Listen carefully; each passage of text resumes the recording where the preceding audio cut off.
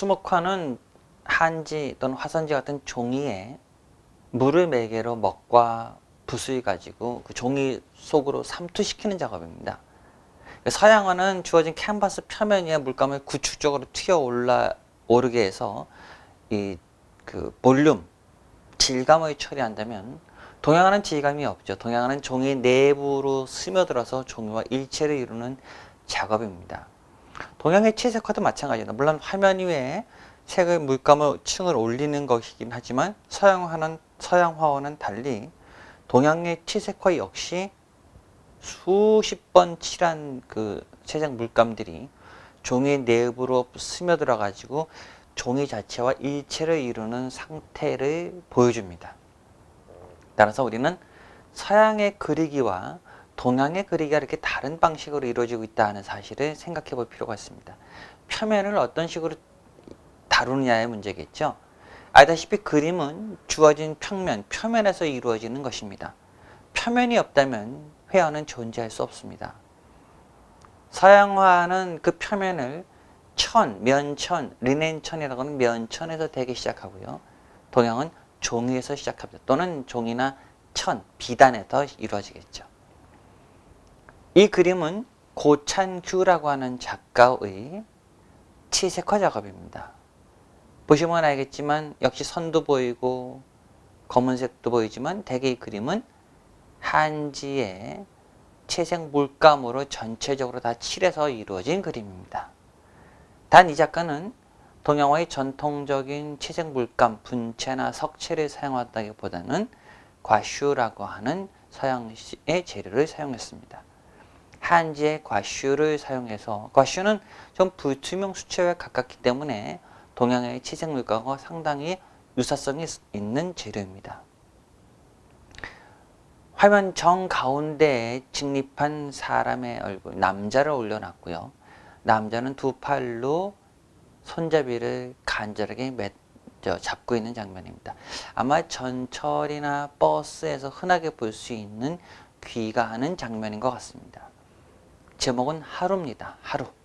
이 하루라는 제목이 사실은 이 그림의 모든 것을 다 이미 설명해 주고 있습니다. 아마 늦은 시간인 것 같고요. 하루의 직장 업무를 마치고 집으로 귀가하는 한 남자의 표정이고 신체입니다.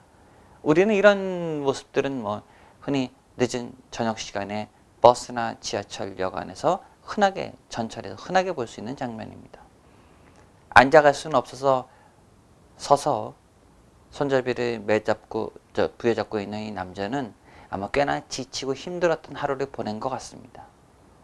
넥타이를 약간 느슨하게 풀고 소매를 걷어붙인 상태에서 양복 상의를 어깨에다 걸쳐놨습니다. 다소 역삼각형으로 마치 밑에서 위로 쳐다보듯이 그려지는 독특한 구도에 의해서 이 남자의 얼굴과 상반신이 좀 더 집중적으로 우리들에게 쏠리고 있는 느낌을 부여하고 있습니다. 남자의 표정은 상당히 무표정하고요.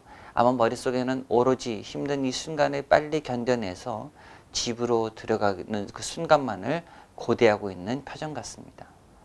분명히 오늘 힘든 하루를 치러냈던 것 같습니다. 전쟁터와 같은 현장에서 이제 풀려나와 마지막 안식처 같은 집으로 귀가하기 직전에 지치고 힘든 표정들입니다. 아마 이 얼굴들은, 이 표정은 동시대의 모든 이들에게 보편적인 얼굴일 것입니다. 기존의 동양화에서 얼굴이라면 한결같이 박제처럼 자리하고 있는 여자들의 얼굴, 미인도 같은 얼굴이 그리거나 또는 노인들의 얼굴이 정적으로 다만 그림의 소재적인 차원에서만 호출했다면, 오늘날 동양화는 더 이상 그런 그림들만 그리진 않습니다. 그런 그림들은 그냥 그림 속에서 요구하는 어떤 것들이었겠죠. 오늘날 작가들은 자신의 삶에서 마주한 다양한 얼굴들이 그리고 있습니다. 고창규가 그린 이 하루라는 그림 속에 등장하는 얼굴은 아마 작가 자신이 지하철이나 버스 안에서 만났던 얼굴이고, 그 얼굴이 쉽게 지워지지 않았고, 또 그 얼굴이 너무 많은 말들을 해주기 때문에 그것을 작업실에 와서 기억해서 그렸던 것 같습니다. 저렇게 힘들고 지친 하루를 보내고 집으로 귀가하는 이들의 얼굴, 그 표정을 표정이 상처처럼 남았던 것 같습니다. 그래서 우리는 저런 얼굴을 수시로 보지만 저런 얼굴들을 본다고 하는 건 마음 편한 일만은 아닐 것 같습니다. 사람들은 저마다 저렇게 힘든 얼굴을 하고 하루를 마치고 집으로 귀가하면서 하루하루의 생을 보낼 것입니다. 누구나 저런 얼굴을 하나씩 달고 집으로 귀가할 것입니다. 그것이 이렇게 다소 비정하고 어려운 오늘날 한국 사회에서 흔하게 접하는 그런 얼굴이라는 얘기를 이 작가는 전통적인 치세과 기법을 통해서 말해주고 있습니다. 따라서 전통적인 치세과 기법이 더 이상 꽃이나 나비나 미인도에 머물지 않을 수 있는 어떤 기회들을 보여주고 있는 것입니다.